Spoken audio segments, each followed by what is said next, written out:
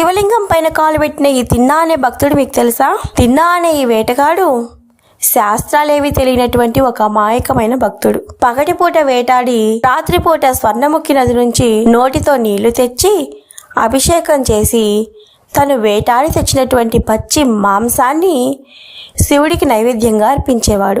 ఉదయం వచ్చినటువంటి పూజారులు శివలింగం మీద పచ్చి మాంసం అలాగే ఎంగిలి చూసి దిగ్భ్రాంతి చెంది ఎవరో అపవిత్ర పూజలు చేస్తున్నారు అని భయపడి దేవుని ప్రార్థించారు. అప్పుడు శివుడు ఆ పూజారికి కలలో దర్శనం ఇచ్చి రేపు దాక్కుని చూడు, నిజమైన భక్తి ఎలా ఉంటుందో తెలుస్తుంది అని చెప్పారు. మరుసటి రోజు పూజారి చెట్టు వెనకల దాక్కుని చూశాడు. తిన్నడు రోజులాగే తన పూజ మొదలు పెట్టాడు. అయితే హఠాత్తుగా శివలింగం కుడి కన్ను నుంచి రక్తం కారడం మొదలయ్యింది. తిన్నడు కంగారుగా ఔషధ మూలికలు పెట్టినా ప్రయోజనం లేదు.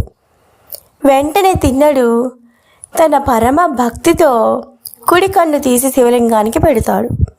అయితే రక్తం ఆగిపోయింది, కానీ తర్వాత ఎడమ కన్ను నుంచి రక్తం కారడం మొదలైంది. తిన్నడు తన ఎడమ కన్ను కూడా ఇవ్వడానికి సిద్ధమవుతాడు. కానీ ఈ కన్ను కూడా తీసేస్తే ఎక్కడ పెట్టాలో చూడలేడు. కాబట్టి ముందుగా శివలింగం మీద కాలు పెట్టి దాన్ని గుర్తుగా చేసుకొని రెండో కన్ను తీసి శివలింగానికి అమర్చుతాడు.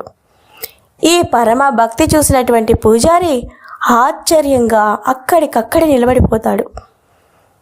తక్షణమే శివుడు ప్రత్యక్షమయ్యి తిన్నన్ని దగ్గరకు తీసుకొని తనకు మోక్షం ప్రసాదించారు.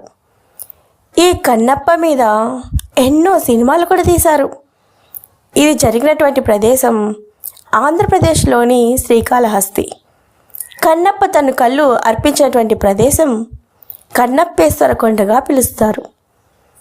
అక్కడికి చేరుకోవడానికి సుమారు 325 మెట్లు ఎక్కాల్సి ఉంటుంది. పైన భక్త కన్నప్ప ఆలయం, అలాగే ఆలయం పైన శ్వేతవర్ణంలో శివపార్వతుల విగ్రహాలు కూడా దర్శనమిస్తాయి. మీరు కూడా శివుడిని ఆరాధించే వాళ్ళు అయితే ఓం నమః శివాయ అని కామెంట్ చేయండి. మరెన్నో అప్డేట్స్ కోసం మన ఛానల్ని సబ్స్క్రైబ్ చేసుకోండి, లైక్ చేయండి.